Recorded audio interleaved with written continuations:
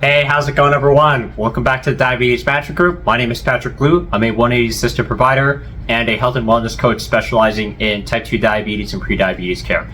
Thank you all so much for the support that you've been showing for the 100-day challenge. And for those who have not heard of the 100-day challenge, where I'm posting 100 tips, one tip each day for 100 days on how one can improve their management of type 2 diabetes and reversing their type 2 diabetes, please check out our prior shorts and check us out on Instagram, Facebook, TikTok to learn more about it. Before we get started with today's episode, where we'll be covering the pains of people who have high blood sugars in the morning, aka Don's phenomenon, and feel very terrified or feel like that they're doing a bad job of regulating their diabetes or that they're disappointing their doctor, this video is for you, and we'll be getting into that tip. So before we talk about that, I wanted to share an awesome story that we've had with a client that I've been working with.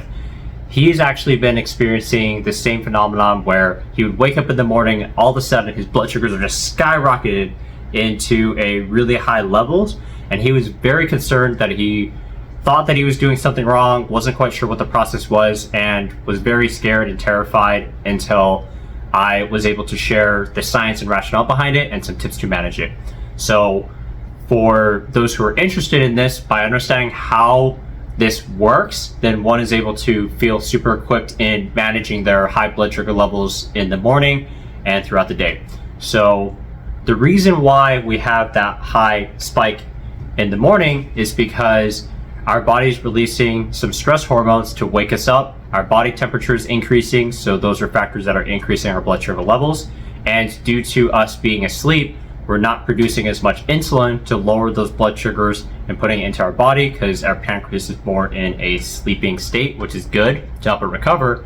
But due to people with type 2 diabetes and prediabetes having that insulin resistance, it makes it hard for the insulin to actually move those blood sugars into the muscles, into the organs, to actually lower it down into appropriate ranges.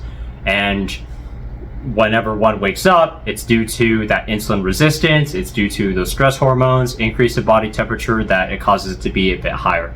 It's a completely normal process, and here's some tips to manage it now, and some tips that I shared with my client who's had some amazing success with it. So with my client, I recommended that he immediately when he wakes up to go outside and get some indirect sunlight. By receiving that indirect sunlight, one is able to start releasing serotonin, which helps with regulating our blood sugar levels more appropriately, so we start to have more of that dip downwards. And I'd also recommend going on a 10 to 20 minute walk, depending on that one is able to start utilizing their muscles. And whenever one uses their muscles, they don't have to rely on insulin to move those blood sugars into the muscles to burn off the carbohydrates or those sugars, and feeling a lot better and improving their body's function. So after one is able to get that indirect sunlight and going on that 10 to 20 minute walk in the morning, then when they come back, I recommend eating breakfast, something that is high in protein, high in fiber, high in healthy fats. So if one is wanting to get some poached eggs, putting in the protein content, and eggs are great because it has a lot of minerals, vitamins, and amino acids that are able to improve one's blood sugar responses in the long run. And pairing it with some whole grain, whole wheat bread for that fiber component. If one doesn't like to eat bread, then I'd recommend some salads, so kale, spinach, dark green leafy vegetables, something that has that high in fiber component, and pairing it with the poached eggs and having some avocados. So avocados are also pretty good in content with fiber and healthy fats. Or if they want to have fish with it, that's another great option too.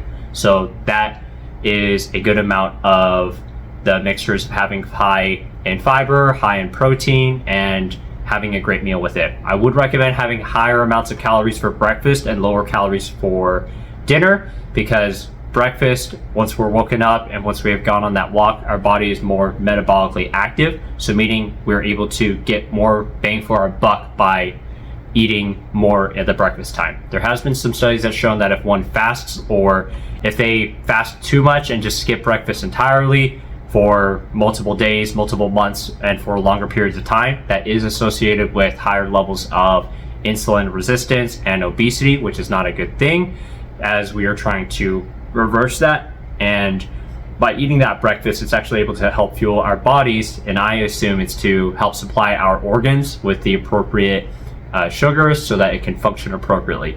And by being able to do so, that helps significantly. And with the client that I'm working with, seen amazing and massive results and success by combining getting the sunlight, so about 5 to 10 minutes out in the sunlight, or walking, so doing that walking, getting that indirect sunlight, that works too, and also getting the high protein, high fiber, and healthy fats ratio in the morning, something higher in calories. That is amazing. If anyone is also wanting some oatmeal as a side too, to increase that calorie intake, highly recommend it. Just make sure to be smart with those calories. So if one typically eats around 2,500 calories per day, then I'd recommend probably about 12,000 to 1,500 calories being spent on breakfast, and then the rest being allocated for a smaller lunch and a smaller dinner.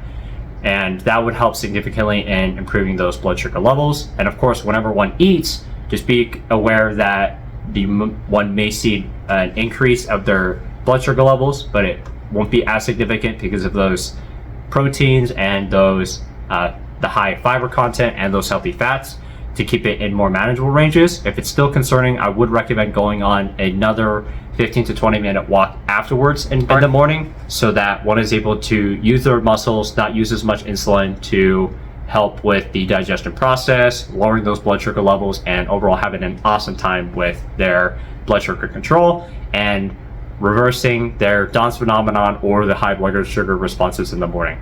I would also recommend to avoid drinking coffee for the first 90 minutes of the day, or the first or an energy drink for the first 90 minutes a day. And the reason why I would say that is because since our body is in the process of releasing its natural hormones to allow us to wake up and improve our blood sugar responses, by introducing caffeine is known to increase our blood sugar levels because it releases some stress hormones to increase our heart rate to allow us to stay awake. It's better to delay that for a little bit later in the day. And by doing so, one's actually able to overcome the midday fatigue or the midday crash by delaying when they would have their caffeinated beverage, if they choose to have a caffeinated beverage. Or if you're like me, where you just don't drink any caffeine whatsoever and train your body to do so, then that's a good time as well.